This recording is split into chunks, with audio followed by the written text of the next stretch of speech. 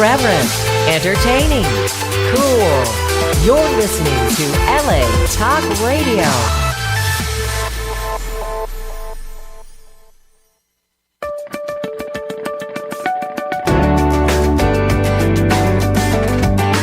You're listening to What Women Want with Judy Goss, only on LA Talk Radio.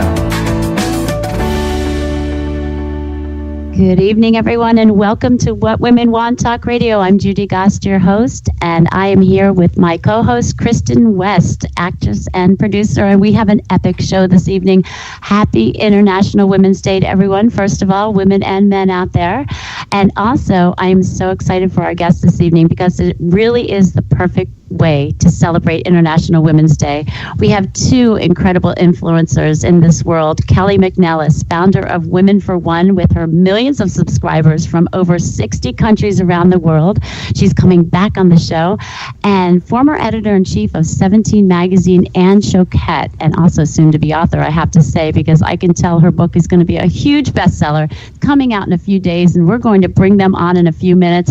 I am so proud to say that What Women Want Talk Radio has surpassed 500,000 downloads within 2 years of us airing the show on latalkradio.com. So very exciting stuff. The What Women Want movement is spreading across the nation, and it's just a wonderful thing to see.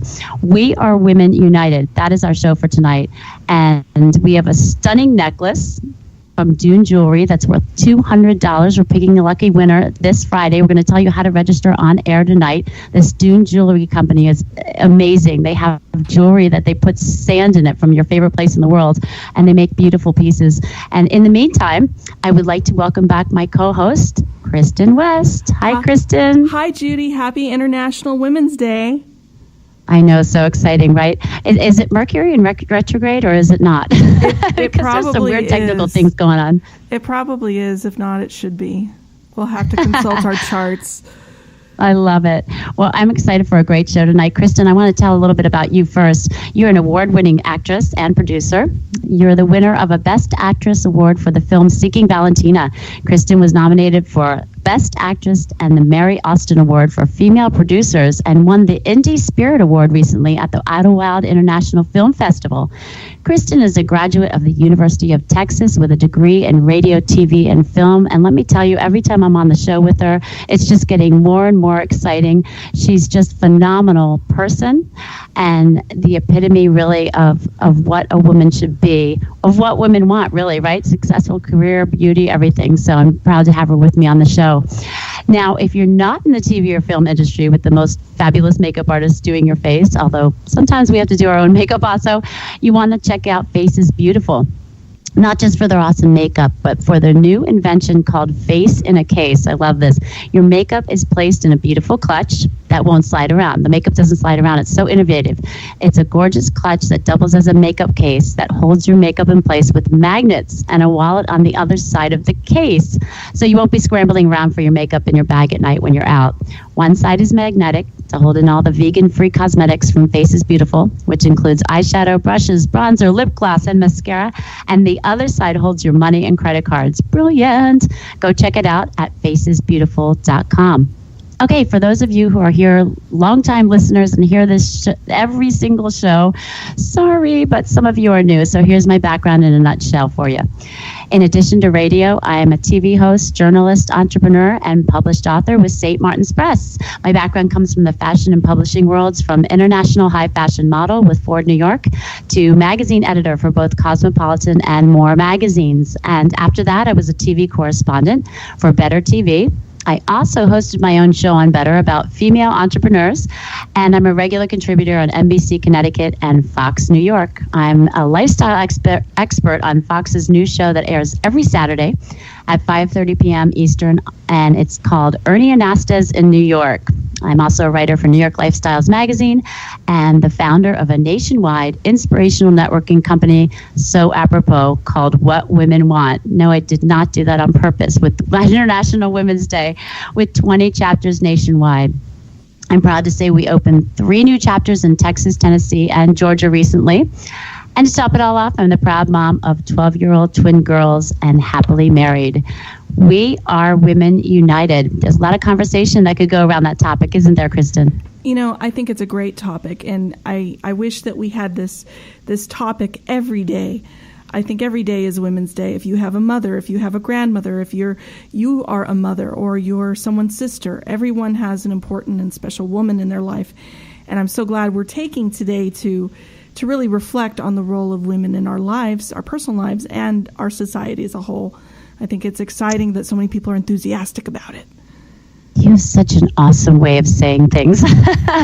It's really amazing. I mean, and you're right. I feel like we need to celebrate women, and we also need to come together. And that's part of what's in my title tonight with the Unite thing. You know, I don't like getting political on the show, but I do. You know, one of my favorite things is to, in my networking company, our motto is to connect, encourage, and inspire. And I know that we're not doing enough of that, but I feel like we're moving towards doing more of it, if that makes sense. So it's a very exciting time for women, don't you think? Absolutely. You know, one of the catchphrases that's going around is the future is female. And I believe that's so very true for women, because as women we help create the future in every purchasing decision we make, in the way we raise our children, in the way we treat others. We are actively shaping the future, and it's an exciting time to share our stories, which is why I'm so excited to have Kelly McNellis on tonight, because she is an expert at sharing stories and women's stories. Well, let's bring her on. Absolutely. Okay, Kelly McNellis is a mom, a wife, a businesswoman, a friend, a mentor, and an author. She currently heads up Women for One, an online community. That's womenforone.com, an online community of women who share their stories to discover their voice and make life happen on their own terms. It is her hope that, in continuing to share women's truths and talents, Women for One will encourage everyone to take a stand on the issues that most impact our lives. Kelly, welcome back to What Women Want. Happy International Women's Day. Oh, I'm so excited to be here on International Women's Day. I'm so honored. Thank you, Judy. And hi, Kristin. It's so good to meet you. It's wonderful. Thank you so much, Kelly. We're excited to have you on. Yeah. So, Kelly got great day. It is a great day. Congratulations on your feature on Ashton Kutcher's site A+. Amazing. He's got like 80 million views a month or something. 80 million views a month. I don't know. That's ridiculous. Yeah, it's very exciting. It's wonderful to be featured on. I really respect what he's created and what the people at A+ have created. So I'm very honored to be there too. Yeah, and you know what? Not only were you featured, but you were honored. So that is just really, really special. And congratulations. You deserve it. And I'm going to have Kristin interview you today. As much as I want to talk to you, I feel like, you know, we've had a couple of interviews, right, in the past. And I feel like a different perspective on your story, which is so fascinating in and of itself, would be kind of fresh and new. So let's get on with it. Oh, I'd love to talk to you, Kristin. Great. Let's go for it. Yes, let's go for it. So Kelly, storytelling woman that you are, what is your story?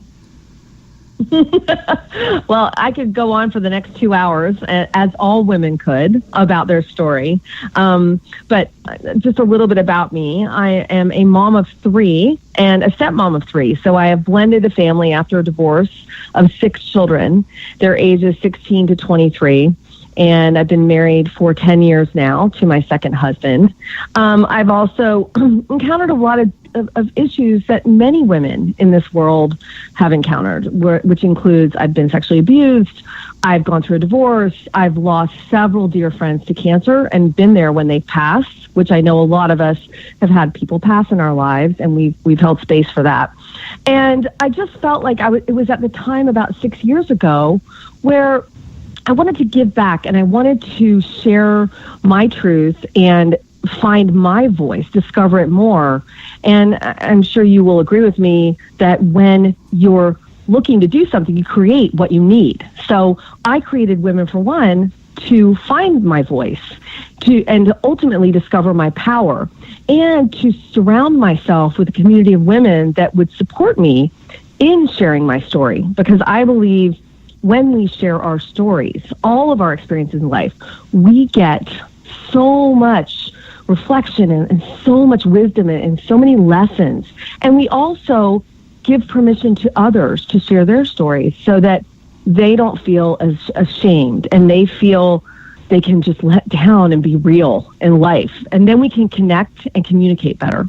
So that's really what Women for One is about and who I'm about. Well, that's, I think you hit the nail on the head. You create what you need. And right. how many women are contributing to your site? How many storytellers are there? In the last 6 years, we've had over 500 women and men contribute. And when I say contribute, I mean they write their stories or I interview them, because I interview some really powerful change makers and influencers in our world as well, so that we can all be inspired by what they've created in their lives. So it's over 500 already, and we get several a day that my team takes in, edits, and puts out in the world for people so they can free themselves of their stories or at least learn lessons from them. I think it's interesting that you say that people are freeing themselves of their stories. Do you find that there are certain fears that keep women from telling stories that are important to them? Oh, yes. I mean, Brene Brown has several books on the shame place that I really respect. I think in our culture, we're taught to be the perfect everything, right? We're supposed to be the perfect mom and the perfect businesswoman and the perfect wife and the perfect friend and the sister and the daughter. And it's just so overwhelming that we go into shame because we never feel like we're enough. Like society and the media makes us want to be perfect. And my message and my book coming out next year is called The Messy Truth, and has been the messy truth for many years now. And it's really about sharing that messiness, diving in to your faults to discover your brilliance and allow those to come up, and not having any shame about what's happened to you so you can learn the lessons you want. Because I think when we shove them down, we just stuff everything, and then we go into constriction and we get stressed about things and we blame ourselves and we get angry with others and with our children. So I think it's really important that we allow those stories to come out and to have like some perspective and look at them, if that makes sense. It totally does. And I think you're very, very right in the fact that you say that the truth is messy, because there are just strange details. There's that saying that truth is stranger than fiction. And there are very messy, complicated, musty details, like airing out a closet that hasn't been opened for 40 years that you find in there. And how do you find that women heal themselves by telling their story? Do you find it's a healing act for them in many cases? Oh, God, yes. I mean, there's so many ways we can heal ourselves from sharing our story. I think one of the ways is we do get that perspective. It's the obvious way. Like we tell it and then we hear ourselves and go, did that really happen that way? Mm-hmm. And then we also free ourselves from that self-talk inside our head. So, we tell ourselves a story every day, Kelly, oh, you don't look good in the mirror. Oh, I don't like the way you look. Well, then if you write about that experience, like where did that come from? You dive into that. Like, why don't I think I'm attractive? And start getting curious about that space. You really can discover your voice around that, and then be able to kind of move forward and realize what's really true, like you just said, and what's false. So like what lies we're telling ourselves. I think there's so many ways. Kelly, I have to interrupt because, what you're saying is, I just have to laugh because I was thinking about your website where you're saying, I'm messy, I curse, and yes, I yell at my kids once in a while, and you go on and on. And that's your story, yeah, but it's not, what people consider your story, but that is you, and it's the real you. And I really respect that. I just think it's terrific what you're doing, folding that in with Women for One. Where you just allow yourself to be. I mean, Let's be honest. I take my bra off at all times. Like I try to just, I need to be free. I should have warned you, Kristin. It's okay. I have no makeup on right now because I know I'm on the radio. Well, our next guest is going to talk about badass babes. So hold on just a few minutes. So anyways, what I'm saying is I love to be free in many ways, and I think it's okay. I think we need to share our faults and share our wounds with one another, because then it gives permission for others to do that. And then we're having real dialogue, and we're not just sitting there, being appropriate and then really cutting each other off and not really communicating, especially in these divisive times right now, Judy and Kristin, where, I don't get political either. And Women for One is for all women to share their stories. It's not, this liberal site, even though there are some people that view that because I have my own belief systems. It is a site that welcomes all women and all opinions because that's how we're going to move forward in life. And I love, Kristin, that you talked about the future is female, because guess what we're selling on Women for One now? Future is female t-shirts. So it was perfect that you said that. Well, you have some other really cool things on your website. I was looking at your shop, and you have some really cool tools. If a woman has lost her voice or has, I guess, gotten stuck in a rut, you have some interesting things like a 7-day challenge. Can you tell us a little bit about those things? Yeah, so we have a couple of free things. Like if you sign up for our mailing list, we have the 7-day challenge, which is awesome. So you can pick something that you really want to get done in life, like set an intention, and we take you through 7 days and we challenge you to do it, and we give you the tools to do that. That's just one of our free tools. We have also the Empowered Women's Guide to Seeking Truth. That's more of just a guide if you want to dive into your story a little bit more. Then we have several toolkits, like the 5 keys to boldly making life happen, where we really have you look at your life. And because I find I was one of the women that 10 years ago, I kept saying, this isn't my life. What am I doing? I was in a loveless marriage. I was trying to be everything everybody else wanted me to be instead of who I wanted to be. And I was mirroring that to my children and modeling it. And I just stopped and started asking myself some questions and slowly came out of that into an empowered version of Kelly. That's where these toolkits come from. So we have some really great things. And the new toolkit that's coming out this week is actually called How to Have a Hard Conversation, which I'm really proud of because we all know we're having a lot of hard conversations these days. And I think it's really important that we have some tools to get through those so we can listen effectively and communicate without judgment. Well, that sounds all really exciting. So people go to the website and check that out.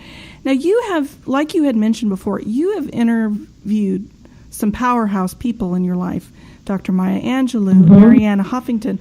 There's sort of this sorority of female greatness available on your website. What unites all these women? What's the theme? I think what unites every single woman that I've spoken with is they don't let their stories define them.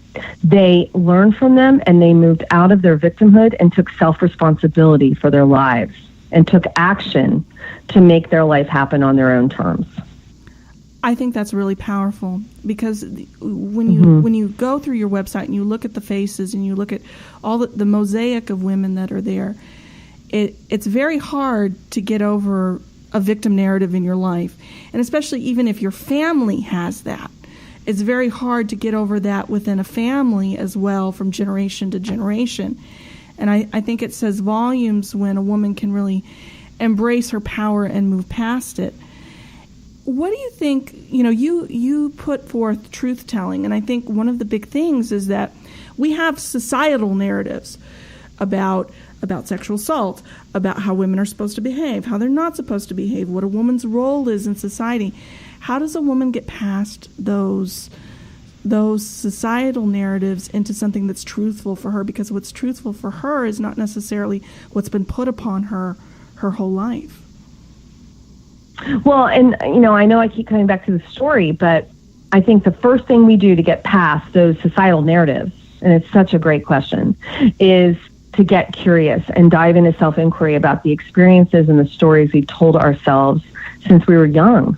And then as we're looking at those experiences and those stories, start making some clear choices around how we want to take baby steps to move towards what our ultimate goal is in life. And so, that's what happened with me. I started sharing women's stories, and then women were like, well, how do I share my story? How do I find my voice? So creating the toolkits for women to discover their voice from their story is my ultimate goal. Because I just, personally, I don't know about you, but I love to be joyful and peaceful and happy, and I want to be a positive role model for my children and my daughters and my sons. And so the only way I can do that is to look at my experiences, have no shame, move through them to move past those societal narratives and create my own narrative that I am empowered and have no shame about speaking in the world. Absolutely. Well, Kelly, it's been fascinating to share this glimpse of your website and you with us. Thank you so much for coming on. And please go to Kelly's website. Can you tell us what that is again? Oh, it's womenforone.com. Awesome. It's womenforone.com. And thank you so much for having me on. I'm so honored. I adore Judy Goss. She is one of my tribe members, and I love you it's great too. to meet you. And so thank you, and best of luck. Kelly, it's such a pleasure. Thank you so much for coming on. And everyone else that's listening, before we bring on Ann Shoket, this just came through my email. We have a business member through What Women Want Networking. That's my other company. And she is offering on her website, sochicnyc.com. So it's SOCHICNYC.com, 24% off for the next 24 hours for orders over $88. Use the code CHICWOMEN, CHIC Women, WOMEN, for sochicnyc.com. She's got candles, fragrances, accessories, all kinds of great gifts for yourself or a friend. If it's not your friend's birthday, then give it to yourself. That's what I always say. sochicnyc.com. And the owner's a doll, too. She's been a real support to us, and she's been in retail for decades, so she's got some great stories, too. sochicnyc.com. Okay, we're going to bring on Ann Shoket. She's the author of The Big Life, Embrace the Mess, Work Your Side Hustle, Find a Monumental Relationship, and Become the Badass Babe you were meant to be. I love saying that. She's also the former editor-in-chief of 17 Magazine, and Forbes named her one of the most powerful U.S. fashion magazine editors. Congratulations, Ann, on all your success, and your book is being released in 6 days, right? Oh, my goodness. It's like a major countdown. Thank you for having me on. I'm thrilled to be here. What an amazing show you have tonight.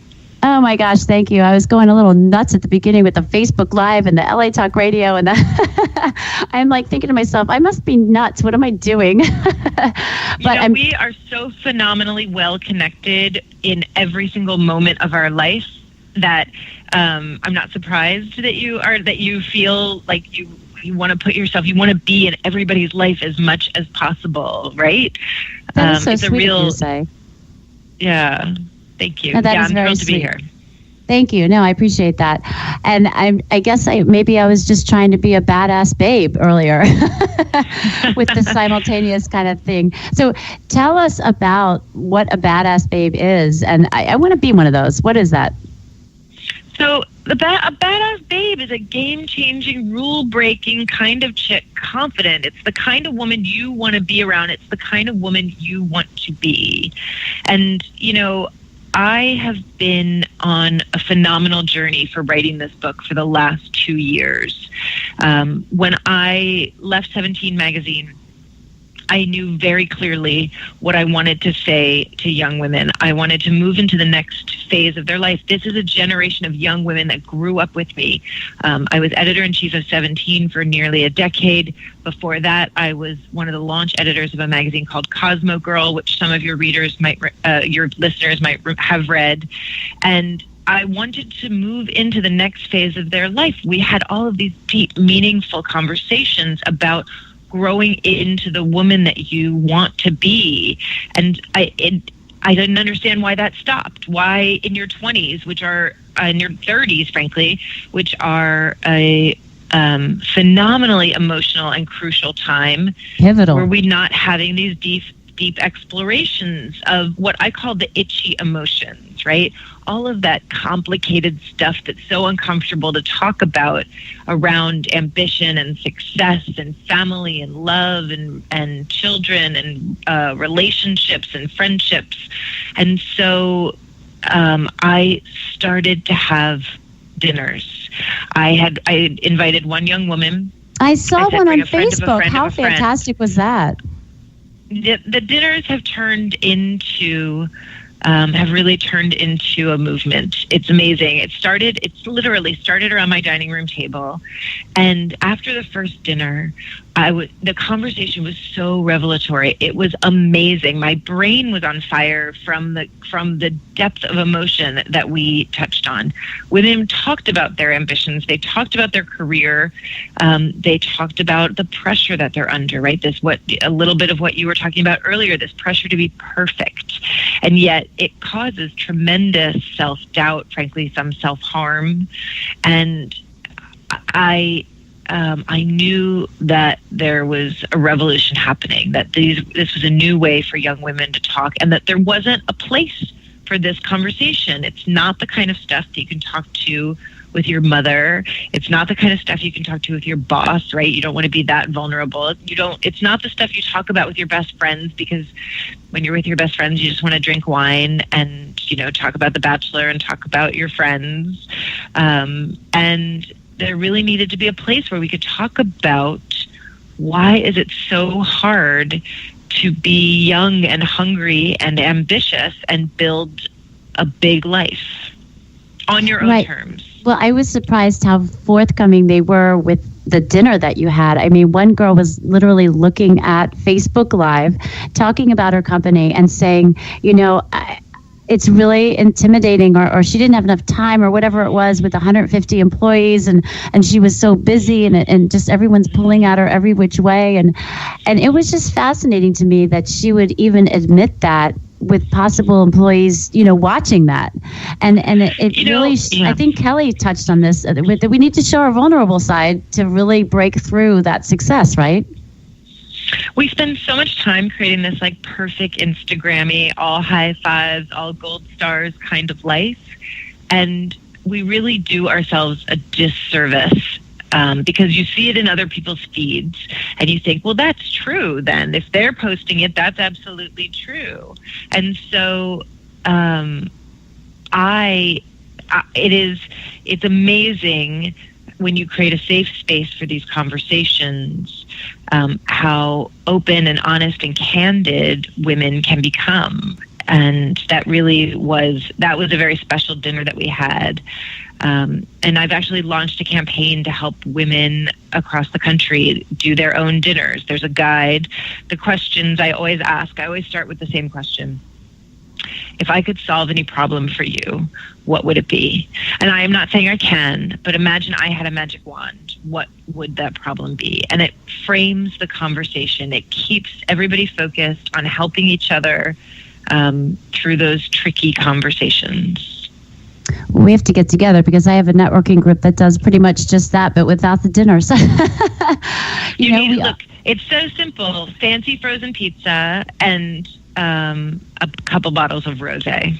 I think it's brilliant. And these women really magnetize towards that type of thing. It's almost like they're waiting, for that moment to be heard, which is really what We Are Women United is all about, which is what women want, and everything that all of the foundation is of my company and Kelly McNellis's company, and just everything that we're doing. And I know Kristin's a big proponent also of women getting together and working with each other. Now, I read somewhere that you specialize in the with the millennials, and obviously we know the reason for that.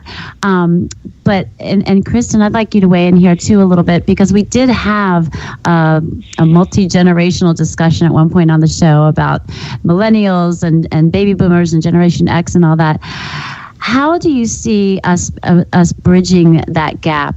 When you're not a millennial, and I feel like that that's such a throwaway word because it's so general, but what's one of the ways we can kind of close that gap? Because I had a networking company called Over 40 Females, and I now just recently changed it in the past couple of months to What Women Want, because I felt like we were leaving people out, like Kristin, who's phenomenal.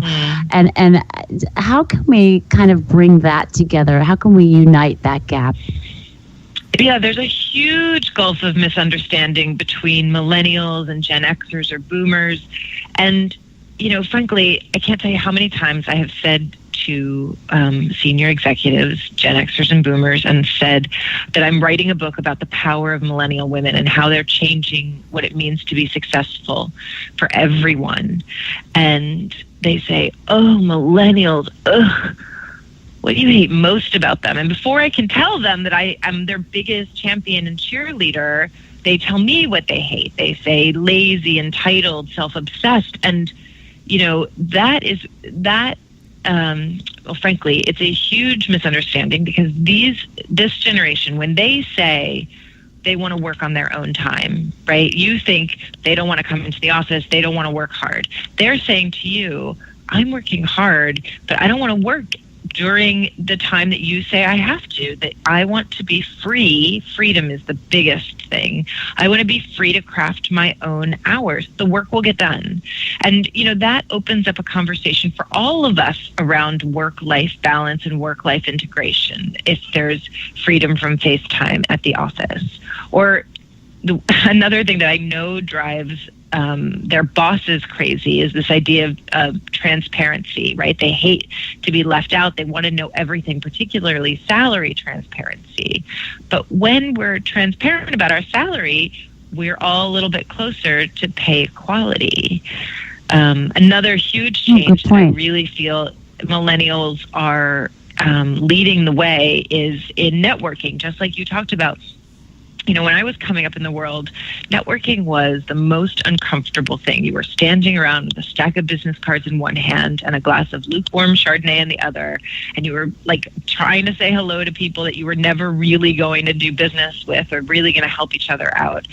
And, you know, this generation of young women has replaced that paradigm with these warm groups of collegial friends who get together and vow to help each other be successful. They trade tips and tricks, and it's just like my dinners or your dinners. They are having these small, warm, friendly, supportive networks, sisterhoods. Right? This is what's happening. Always say that we should all be.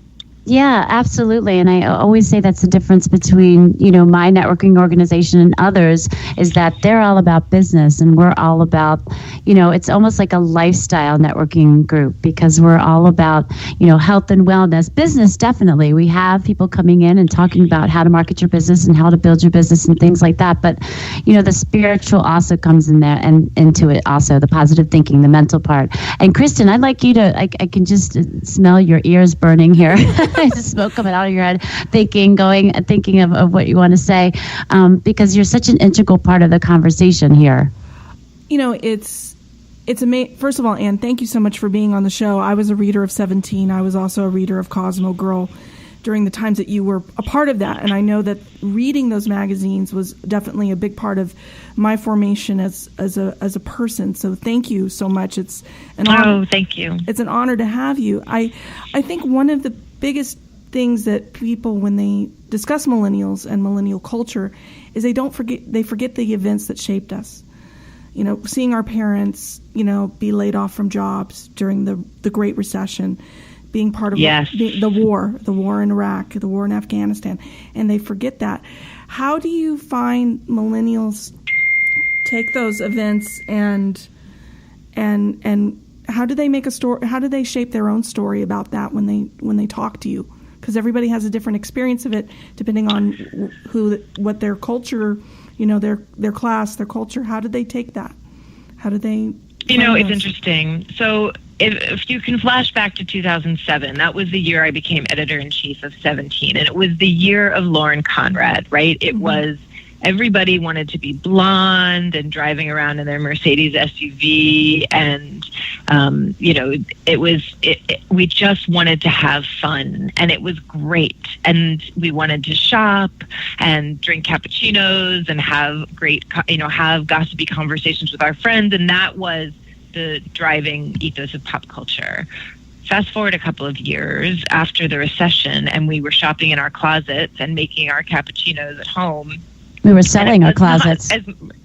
Yeah, exactly. Right. Even right. And this generation of young women that were just coming into their own had the rug pulled out from underneath them. But rather than see their horizons get smaller, it really stoked their ambition. They were determined to take control of their own destinies, right? They got side hustles. They became entrepreneurs. They would rather take a bet on themselves than invest in a company that may not exist and frankly wouldn't be loyal to them if it did. And so this generation of young women got mobilized. And what's so important to say about the change that's happening with young women is this is not just the alpha girls. We used to have this term in magazines that we talked about leadership, right? And we were talking about the girl who was sitting at the front of the class with her hand in the air, and she was the leader. But this revolution is for young women who sat in the back of the class, who sat in the middle of the class, who didn't even go to class, right? This idea of feeling passionate about your career and your life and your possibility in the world is a revolution that's happening for all women. You know, it's true because you see people who never, when I was in high school, you saw people that didn't necessarily have the college acceptance letter in hand or the college that they wanted. And you see them really take charge of their own lives and their own destinies. In interviewing all of these millennial ladies, what do you feel unites them across their different backgrounds and their different subjectivities? What is that one fire that they all have? So I heard this again and again at my table. There were some young women who could put their finger on exactly what they wanted to be and exactly where they were going. They knew what their career was. They knew the kind of partner they wanted to have. They had it all mapped out. And then there were some women who were just chasing a feeling. They wanted adventure. They wanted freedom. They wanted access. They wanted twists and turns. And all of them told me that what they wanted was something big, that they wanted to make their mark on the world, and that was the feeling that they were all chasing. And so they were united by this ambition. No one wanted a small life. No one was satisfied. They all had what I call the itch, right? And the itch is that thing that keeps you moving forward. It's very uncomfortable. It's like it's just brewing there right behind the surface. It's like a little bit of dissatisfaction, and it keeps you going forward. A little bit of dissatisfaction and a lot of bigger ideas, right? Yes. And that's what united these women. And it's true. All of the interviews took place here in my apartment in New York City. But I was editor-in-chief of a magazine that had a massive national reach. And so this is not just a coastal idea. And all of these women were from different places in the country, in different fields, at different stages of their life. This was a universal feeling of wanting to succeed and achieve and craft a life that was different than their moms, different than their bosses, different than the women a generation ahead of them. They wanted to rewrite the rules on their own terms. Yeah, I don't think that's restricted, though, to millennials necessarily. Well, I think we should all be more millennial. Yeah, definitely. I have been transformed by the conversations that we've had. I've been transformed just co-hosting with Kristin. Same thing. I feel the same thing. I'm serious. It's an inspiration. And so for all of those senior folks who say to me, "Oh, what do you hate most about millennials?" Like, I think that this is a conversation for everyone. I'll tell you a story. I gave a speech last year at a women's empowerment network in Providence, Rhode Island. And a woman stood up in the back of the room and she said, all anybody can talk about is millennials. And she was not. She was probably in her 40s. And she said, how do I not get lost in the conversation? And it occurred to me, this was a woman who also wanted the big life. She wanted to make her mark. She wasn't done. She wasn't wrapping it up. She wasn't winding down. she wanted to feel vital and possible. And so I said to her what I say to women of all ages, that you have the choice to feel diminished or to feel inspired. And I choose inspired. That we should all see our possibility in the world and remain flexible and open and honest and look for adventures. Right, and that goes back to what Kelly was saying about her website, you know, the stories and the truth-telling and being vulnerable, and even what I was doing tonight. I mean, I don't get nervous coming on this show anymore. I've been doing it for almost 3 years. I do a ton of TV, and I'm kind of always, you know, out there, and I was nervous because here I am Facebooking live and doing the radio show at the same time. And my palms started to sweat, like around, you know, about 50 minutes before the show. I'm like, what is wrong with me? Because it's a new thing. It's a new challenge. It's, you know, probably Kristin could have done it with her, you know, one hand tied behind her back. But I'm thinking I'm going to put myself out in the space because it makes me accessible, yes, but also trying a new thing and possibly tripping and falling, you know, in front of these people that are watching and listening. So I totally agree with that. I feel like, you know, we have to really keep ourselves out there. And Kristin, I'm sure you as an artist, you know, really live by that, right? I mean, you must live by this. Well, you have to embrace failure, but you have to not let that failure define you. And I think that's right. You have to learn from it. And that's the one thing I think that typifies my generation is that, yeah, we've had massive failures. We've had systemic failures in society. We've had personal failures. And you have to boldly go where you don't necessarily know where to go and to find your path in that. And I'm so glad that Ann is really talking to young millennial women about this, because sometimes you don't have that mentor in the fairy tales, that fairy godmother or fairy godfather to say, oh no, take a right, take a left. Well, exactly. Yeah. And Ann, I'm just curious how you keep up with all this. How do you keep up with the trends? I mean, you really had to stay writing a Badass Babes book. You kind of have to stay one step ahead of these, you know, these guys here, and it's hard to stay in front of them because they're really learning fast and really just kind of absorbing all of the resources. What do you do to kind of keep ahead of them? You know, I really do have I have a phenomenal network of young women who I talk to regularly. I don't see the huge divide. I see these young women as my friends. In the same way I see my friends who are my age, and I have these dinners regularly. I see them. I work at a co-working space, a couple of different co-working spaces where I get to see the change that's happening.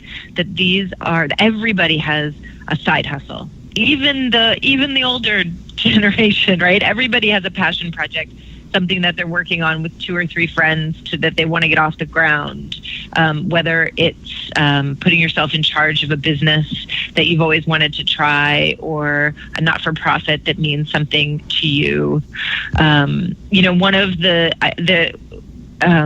great things and very useful things that I have learned from this generation are all these amazing apps and life hacks. So I'm a big fan of Fresh Direct, which is a grocery delivery, and my groceries arrive. That I have learned about Venmo, which is the way I pay everybody now. I get to learn about TaskRabbit. There's like nothing that you need done around your house that you can't find someone to do on TaskRabbit. It's amazing, seamless. Lyft, Uber, that is one of the great pleasures of spending time with millennial women, is learning about all the ways that we can make our lives actually easier. The big life. Embrace the mess, work your side hustle, find a monumental relationship, and become the badass babe you were meant to be. It's out in 6 days. And let me tell you something. There's something about authors coming on this show and becoming bestsellers when the book comes out. Because, absolutely. I think this is a phenomenal book. And you've written a few books. How many books have you written? Well, to be honest, I felt like I wrote a book every month at 17, but we did some fashion and beauty books when I was at 17. This is my first. You even wrote a book for men, right? Of my own name. We did about men. We wrote a book about men. About men, okay. About guys. All right. But thank you. I'm so thrilled to be here and thrilled that you have a good track record with bestsellers. The book is available now for pre-order. If you order it now, it will arrive at your house on Tuesday, so you can be part of launch day. But I would also love everybody to sign up for my Badass Babes newsletter so we can stay in touch, which is at AnnShoket.com. Ann Shoket, that's ANNSHOKET.com. Badass Babes newsletter. I love that. Yeah. And if you are a badass babe in need of a beautiful necklace from Dune Jewelry, and who doesn't want that, go and enter to win on our Facebook page. Okay, it's What Women Want Talk Radio. This is a gorgeous, stunning necklace worth $200. You get to pick the sand that goes in it, and make sure you like the page. Scroll down to the necklace where you can click right into the link, and you answer 3 simple questions, and you can enter there to win this necklace. Okay, and good luck with your book. Thank you so much for coming on the show. It was, like Kristin said, such an honor to have you here and to hear your story and to hear about your book that's coming out 6 days. It's like having a baby. I know. It's so exciting. And you can reach Ann through her website, I'm assuming. Yep. AnnShoket.com. AnnShoket.com, and sign up for her Badass Babes newsletter. And thank you, Kristin. Why don't you let them know, everybody who's listening, what's coming up next week? Well, next week we have another wonderful show. We're having world-renowned speaker Monica Shaw from Revenue Breakthrough, how to get rid of your money negatives once and for all, along with Ronit Rogozinski, who's going to reveal some tricks that will make you solvent. So when you have money, you know what to do with it. How exciting is that? It's all here on LA Talk Radio, or go to whatwomenwantradio.com for more information.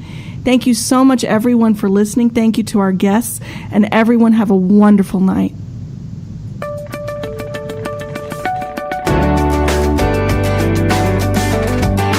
You're listening to What Women Want with Judy Goss, only on LA Talk Radio.